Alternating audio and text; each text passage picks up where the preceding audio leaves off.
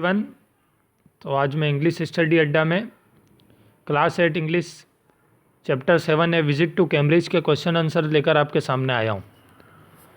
तो यहाँ पे जो ये फर्स्ट क्वेश्चन आंसर दिए हैं ये एमसीक्यू टाइप है, जिसमें 4 ऑप्शन है, तो इसको अपन नहीं देखेंगे, ठीक है। इस टाइप के क्वेश्चन एग्जाम्स में भी नहीं आते हैं, तो अपन mainly answer the following question से स्टार्टिंग करते हैं यहाँ से। तो इसका पहला क्वेश्चन है, did the prospect of meeting Stephen Hawking make the writer nervous. क्या जो प्रोस्पेक्ट मतलब जो आशा थी, मीटिंग मतलब स्टीफन हॉकिंग से मिलने की आशा में, क्या राइटर नर्वस था? इफ सो अगर था तो क्यों था? तो इसका आंसर देखते हैं अपन। Yes, the prospect of meeting Stephen Hawking made the writer nervous. हाँ, जो आशा थी उनमें वो काफ़ी नर्वस था। He was to meet a great personality and that too one who had achieved greatness despite his disabilities। क्योंकि वो एक ग्रेट पर्सनालिटी से मिलने वाला था जिन्होंने लाइफ में काफ़ी कुछ हासिल किया था। अपनी डिसेबिलिटी मतलब चल फिर नहीं पा सकते थे, इसके बावजूद भी उन्होंने काफ़ी कुछ हासिल किया था। Clearly it was a big moment. तो एक साफ तौर पे एक बहुत ही बड़ी उपलब्धि थी। A great honour for the writer के लिए एक बहुत बड़ी उपलब्धि थी ऐसे शख्स से मिलना। It is not surprising that was nervous at the prospect of meeting Stephen Hawking. तो इसी वजह से वो काफ़ी नर्वस थे स्टीफन हॉकिंग से। Nervous at the prospect of, इसी आशा में वो नर्वस थे ना, स्टीफन हॉकिंग से मिलने के लिए। सेकंड क्वेश्चन है, did he at the same time feel very excited, if so why. क्या उसी वक्त वो काफ़ी एक्साइटेड भी फील कर रहा था? कौन? राइटर के बारे में बोला है ना। Yes, he felt excited at the same time because it made him stronger to see somebody like him achieving something huge। हाँ, काफ़ी एक्साइटेड थे क्योंकि उनके ही तरह कोई दिखने वाला सा सख्त था, डिसेबल्ड पर्सन जो चल फिर नहीं पाता था, लेकिन उसने काफ़ी कुछ लाइफ में अचीव किया हुआ था, है ना। This made him aware of the many possibility present before him. तो इससे वजह से उन्हें अपनी लाइफ में भी काफ़ी सारी अच्छी पॉसिबिलिटी नज़र दिखती है खुद के लिए। Thereby helping him to reach out further than he thought he could. तो इसी वजह से उन्हें लगता है कि जहाँ पर वो हैं इनसे आगे मैं भी इस तरह से कभी मेरी लाइफ में आगे बहुत कुछ हासिल कर सकता हूँ।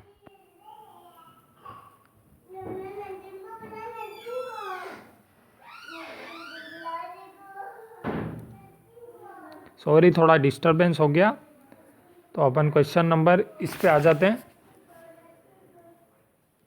Guess the first question put to scientist by the writer. आप क्वेश्चन कीजिए कि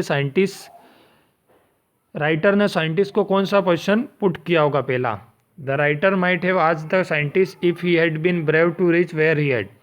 तो शायद उस राइटर ने साइंटिस्ट से ये सवाल पूछा होगा कि he had been brave to reach where he had, के जहाँ पर अभी जो साइंटिस्ट पहुँच गया, अगर वो वहाँ पर होता तो बहुत ज़्यादा बहादुरी का काम है या ऐसा बहुत बहादुरी का काम है ये वहाँ पर पहुँचना, कि मैं भी इस तरह पहुँचा। आप बहादुरी का फील करते हैं या नहीं, इस तरह से क्वेश्चन था कि आप बहादुरी फील कर पा रहे हैं, मतलब बहादुरी से रिलेटेड ही कोई उनसे सवाल पूछता है ना ये अपने according.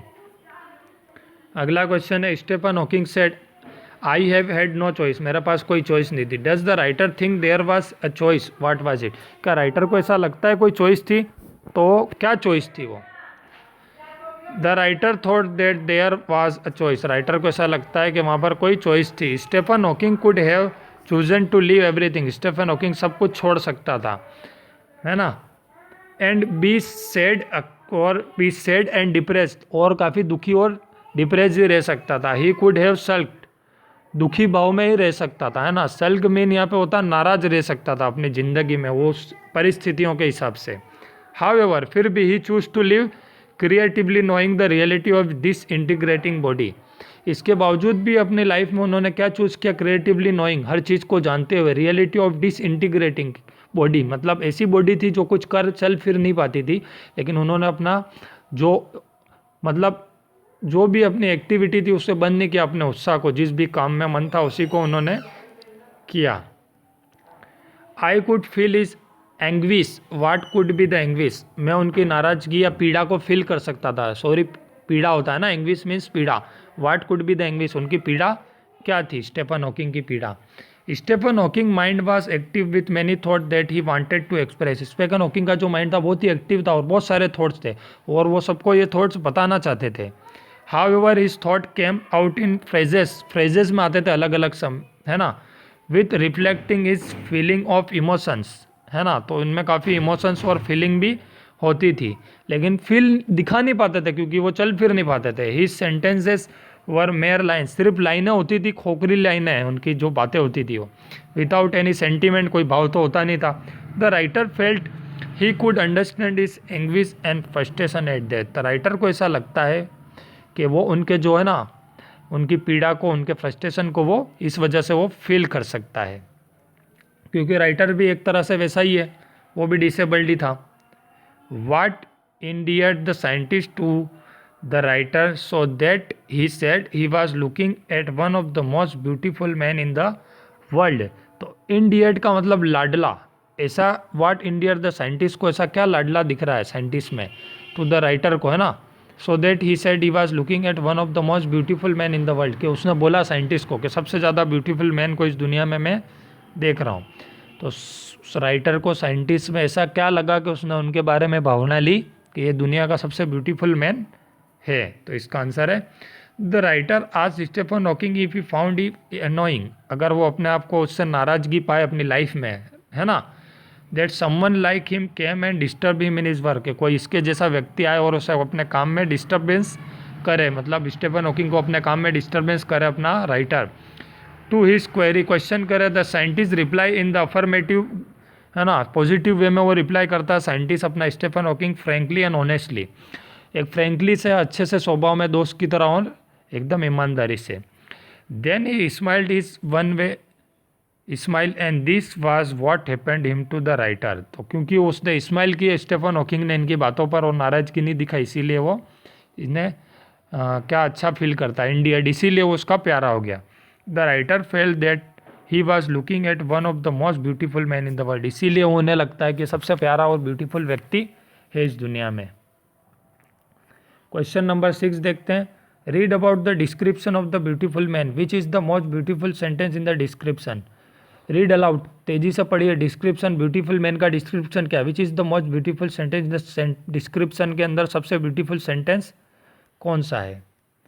The most beautiful sentence in the description is you look at his eyes which can speak, तो सबसे ब्यूटीफुल सेंटेंस क्या था, you look at his eyes, उसकी आंखों में देख सकते हो स्टीफन हॉकिंग की, विच कैन स्पीक, जो बोलती है, स्टिल, फिर अभी भी, and they are saying something huge and urgent, और कुछ ह्यूज बहुत बड़ा और अर्जेंट तुरंत ही कहना चाहती है उनकी जो आंखें हैं उनकी।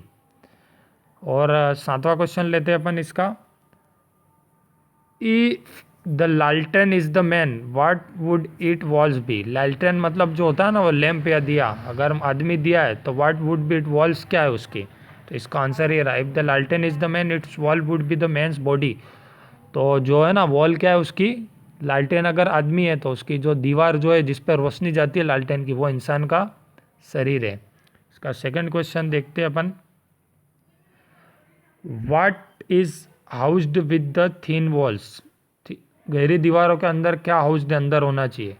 The incandescence of the inner glow of man's is housed within the thin walls, the incandescence का मतलब होता है उत्साह, जो उत्साह होता है, इनर ग्लो अंदर का जो उत्साह होता है इंसान का, is house with in the thin walls, तो गहरी तगड़ी मतलब पतली दीवारों के बीच में इंसान का उत्साह होना चाहिए, इंसान का, है ना, उत्साह को यहाँ पर ज़्यादा इंपॉर्टेंस दी गई है।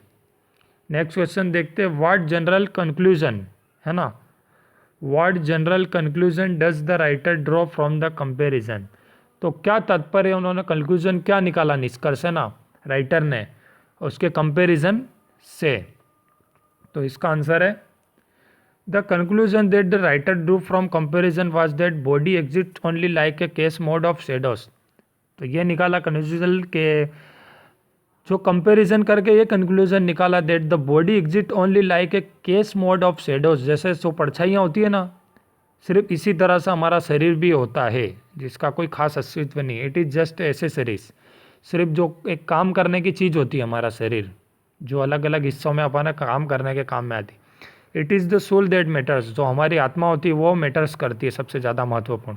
Each individual it what he is from his heart and soul, तो हर इंडिविजुअल शख्स जो है वो अपने दिल से, अपनी आत्मा से सही होना चाहिए, and not from the body, और बॉडी से नहीं। मान लो कोई बॉडी से बहुत ज़्यादा एक्टिव है, सही है, लेकिन अंदर से वो बहुत बुरा शख्स है, तो वो गलत बात है। लास्ट क्वेश्चन 8वां देख लेते हैं। What is the scientist message for the disabled? Scientist Stephen Hawking का मैसेज क्या था जितने भी डिसेबल्ड पीपल हैं, है ना, जो चल फिर नहीं सकते, उनके लिए? The message that he gave to the disabled was that they should concentrate on what they were good eight.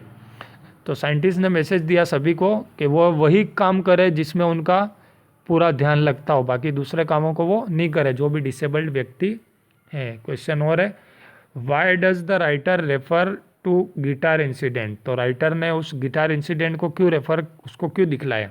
Which idea does it support? तो कौन सा आइडिया वो सपोर्ट करता है? When Stephen Hawking said that thing such a disable Olympics were a waste of time. जब Stephen Hawking ने ये कहा था थिंग सच ए डिसेबल, एक डिसेबल ओलंपिक व्यक्ति, were a waste of time, उसके लिए ओलंपिक या इससे कुछ भी चीज़ें करना वो काफ़ी वेस्ट ऑफ टाइम है। The writer agreed with him, तो राइटर भी उससे एग्री हुआ। He remember the years which he spend trying to play a Spanish guitar, तो उसे याद है कौन से दिन जब उसने स्पेनिश गिटार को प्ले या चलाया था, है ना। That was considerably larger than he was, तो काफ़ी उससे बड़ा था, जितना उससे सोचा उससे काफ़ी बड़ा था वो। He was very happy when he unstring it one night, तो वो काफ़ी खुश थे ना ये साइंटिस्ट जब उन्होंने अनस्ट्रिंग मतलब उसकी तार को निकाल दिया था गिटार की। It supports Stephen Hawking's idea that the disabled should only concentrate on what they good at, तो इस बात ने उनको सपोर्ट किया स्टीफन हॉकिंग के आइडिया को कि डिसेबल्ड व्यक्ति को वही करना चाहिए जिसमें उसका मन पूरी तरह से लगे, and not take up things unnecessary, और फालतू की जो चीज़ें उसे नहीं लेनी चाहिए या करनी चाहिए जो उसमें मन नहीं लगे उसका, है ना। एक क्वेश्चन और देख ही लेते हैं भाई। The writer expresses his greater attitude to Stephen Hawking, है ना, ग्रेटिट्यूड सॉरी, है ना। द राइटर एक्सप्रेस, तो राइटर ने अपना जो उदार भाव जो था, आभार, है ना, आभार स्टीफन हॉकिंग की तरफ व्यक्त किया। What is the gratitude for, किस बात के लिए उन्होंने आभार व्यक्त किया? The writer express is gratitude to Stephen Hawking because he had been an inspiration for him, क्योंकि उनके लिए वो एक इंस्पिरेशन, एक इंस्पिरेशन की तरह थे वो, इसीलिए उन्होंने उसके ऊपर आभार व्यक्त किया। He saw him as the embodiment of his bravest self, एक मरत रूप से शरीर था उनका, लेकिन उनमें बहुत बहादुरी थी उनकी लाइफ में।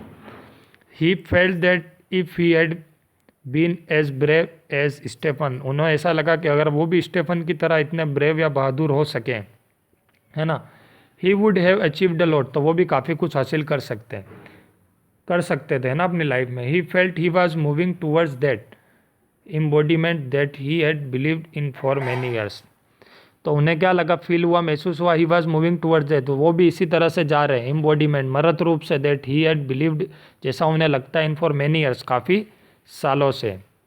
That is why he express his greatest gratitude to him as if he had made him realise what great heights he could reach, तो उनको क्या एक्सप्रेस हो रहा है इस वजह से कि ग्रेटेस्ट एटीट्यूड, इसीलिए उन्होंने उसकी ओर आकर्षित किया अपने कवि या राइटर ने, टू हिम, उनके और साइंटिस्ट की तरफ। He had made him realise, तो उसे क्या रियलाइज़ हुआ इसकी वजह से, what great heights he could achieve, मतलब रीच, तो वो भी ऐसे काफ़ी ऊंचाइयों पर पहुंच सकते हैं। तो अभी के लिए इसके क्वेश्चन आंसर एंड करते हैं, अगले पार्ट में कोई और क्वेश्चन आंसर्स को मैं लाऊंगा।